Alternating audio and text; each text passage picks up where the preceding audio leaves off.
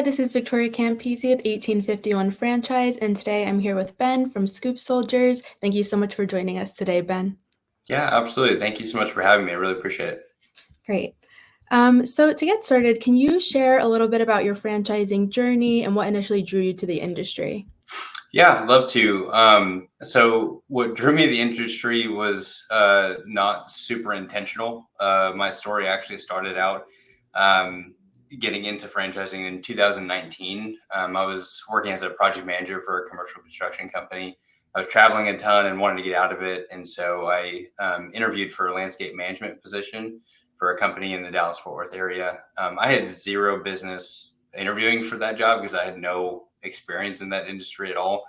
But I met EJ McCoy, who's the co-founder and CEO of Scoop Soldiers, but also at the time a company called Weed Extinguishers. And so we had a great conversation, but inevitably it didn't end up with me getting the job because I shouldn't have been interviewing for it anyway. But a couple of weeks later, he had actually posted on Indeed a job for an account management position, which is a little bit more in my wheelhouse. And so I sent him a quick text and long story short, I got the job, but I was an account manager for a home services company, essentially. And then that moved about a year later, I moved into a position where I was training team members. So in customer service team members, sales team members, technicians in the field, you basically writing content and adding that into our learning management system and then hosting training sessions. And then eventually in 2021 is when I got introduced to Scoop Soldiers. And so I started to take the methodology of what I was doing at Chorbie and then over now into Scoop Soldiers. And so I did that for about a year or so. And then my role began to continually evolve to the point where I started to get more involved in franchise development with Scoop Soldiers, which is what part of what I'm doing today. And so I work at a White Picket Team Management, which is a business management consulting company. And so my role as VP of Communications is focused on internal development and marketing, external communications for our team members, or for our company, excuse me. And I do that at Scoop Soldiers, and I also do that at Chorbie as well. Great. What unique approaches or innovations have you brought to your role? So, I think it's pretty easy to allow competition to get the better of people, especially so founders specifically.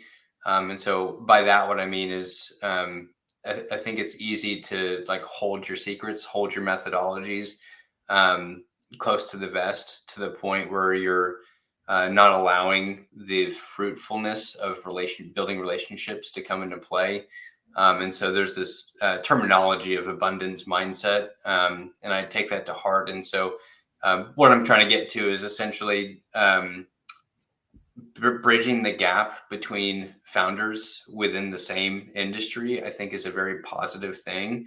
And so it's important to me to be proactive in initiating conversations between founders so that we can talk about what it is that we're doing and the impact that we want to have on the industry, and get after it and go and do that, because I believe that everyone can have their cake and eat it too. And why not spend time building and fostering relationships between each other?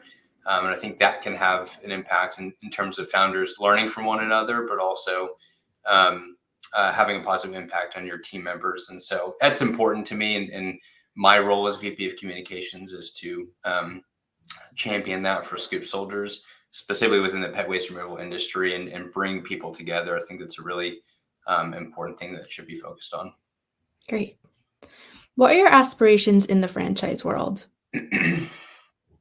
So I mentioned that I'm relatively new to franchising. It was really 2021, 22 is when I really started to get exposed to it.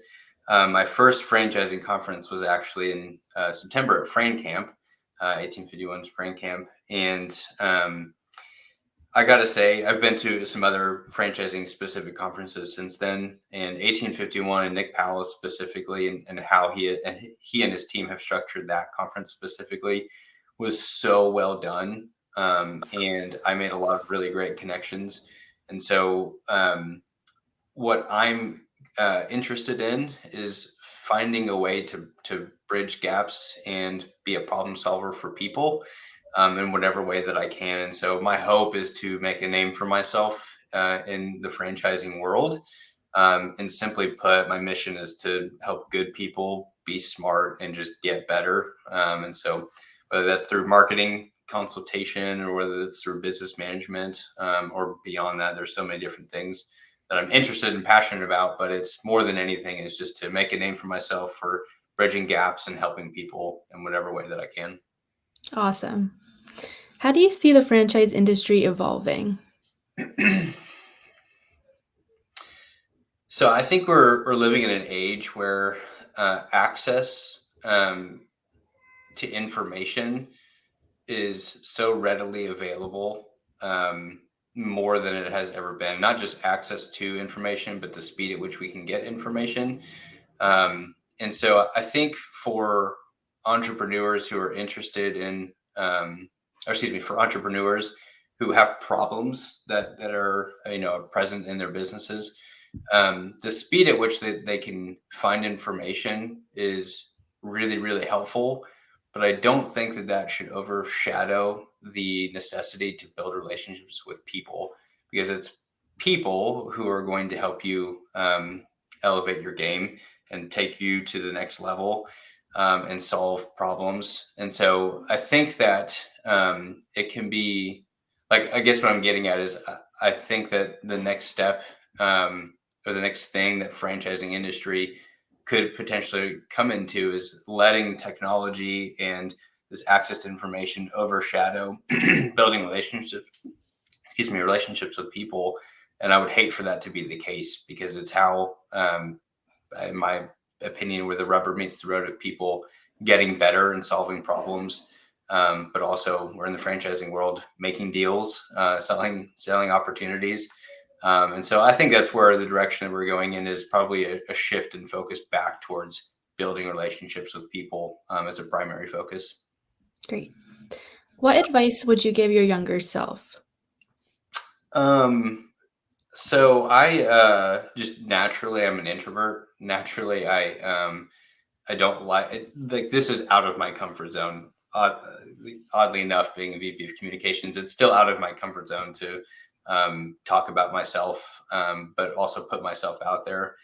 And I think the advice I would give to my younger self is, regardless of what I think of myself, I still have value to add to other people. And it is more important for me to be proactive in building relationships with people than allowing my insecurity to get the better of me. So not be afraid to put myself out there because I have something to offer, whether I believe it or not.